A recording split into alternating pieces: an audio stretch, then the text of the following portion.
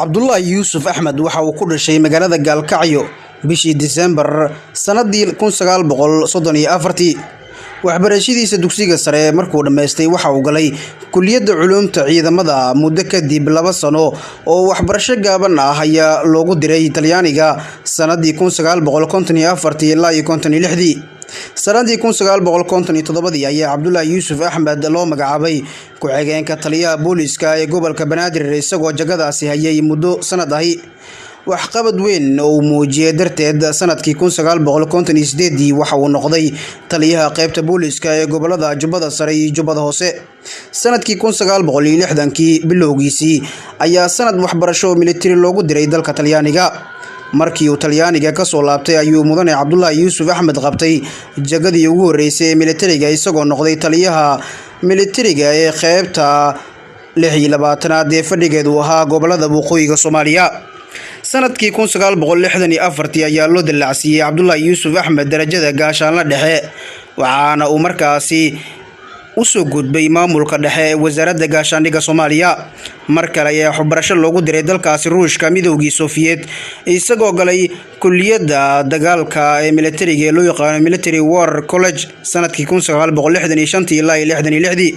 mudane Cabdullaahi Yuusuf markii uu Ruushka ka soo noqday waxaa laga dhigay taliyaha hoggaanka tababarka ee ciidanka xoogga dalka Soomaaliyeed bishii May sanadkii 1968. mar kale ayaa lagu celiyay gobolada waqooyiga Soomaaliya sanadkii 1969 isagoo halkaas looga dhigay abaanduulaha ciidankii loo yaqaanay ciidanka koobaad ee fadhigeedu ahaa waqooyiga Soomaaliya. waxaa maalmihii curashada kacaankii sanadii 1969 loo taxaabay xabsiga isagoo lagu eedeeyay inuu ka cagajiiday kacaankii uu hogaaminayay General Maxamed Siyaad Barre.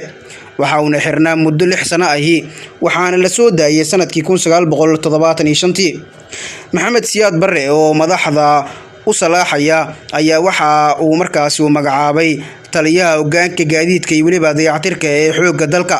waxa uuna jagadaasi hayay intii u dhaceysay sanadii 1975 ilaa 77. dagaalkii xoreynta ee Soomaali galbeed ayaa waxa loo magacaabay Cabdullaahi Yuusuf inuu hogaamiyo ciidamada dagaalka waxaana uu noqday taliyaha qaybta ka dagaalameysay koonfur galbeed Soomaaliya. waxa uu ciidamadii Itoobiyaanka Cabdullaahi kaga adkaaday dhankaasi isagoo ka qabtay dhammaan aagii isaga ku aadana ilaa uu gaaray magaalada madaxda gobolka Nageyle 1978.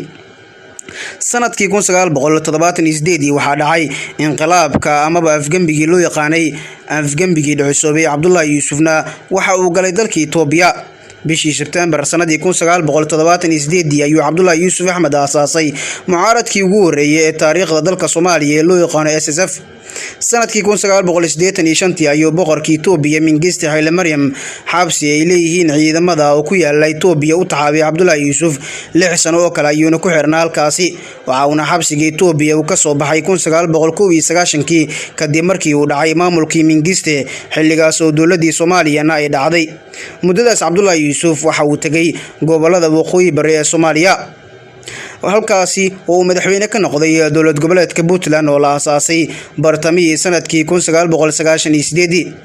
waxaana uu halkaasi madaxweyne ka ahaa ilaa uu ka aaday Eldoret Nairobi Kenya oo laga soo dhisay dowladii ku meel gaarkeed. markay taariikhdu ahayd Oktoobar 10 2004 ayuu Cabdullaahi Yuusuf Axmed noqday madaxweynaha dowladda ku meel gaarkeed ee Soomaaliya jagadaas oo muddo badan ku taamayay inuu gaaro. waxaana uu dhowr jeer intii uu shirka Kenya uu socday ku celceliyay inuu isagu bilaabay dhibka Soomaaliya uuna isaga kaliya dhameyn karo. Diseembar 24 2008 ayaa waxaa soo shaabaxay in Cabdullaahi Yuusuf Axmed uu iska casilayo madaxweynaha dowladda ku meel gaarkeed.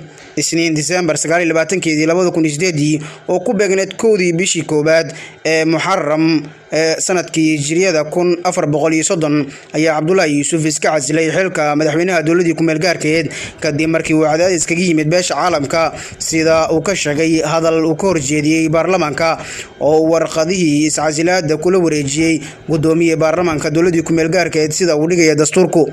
madaxweyne Cabdullaahi Yuusuf Axmed waxa uu dhalay 4 caruur ah 2 wiil iyo 2 gabdhood waxa ayna ku nool yihiin dalka Canada. Cabdullaahi Yuusuf Axmed waxa uu qoray buug lagu magacaabo Halgan iyo Hagardaamo kaas uu kaga hadlay taariikh nololeedkiisa siyaasadeed iyo waliba tiisii miyigaba. Madaxweynihii hore ee dowladda ku meel gaarka ah ee Soomaaliya Mudane Cabdullaahi Yuusuf Axmed ayaa waxa uu geeriyooday maalin Jimco ah Maaj 23 2012 waxa uuna ku geeriyooday magaalada Dubai.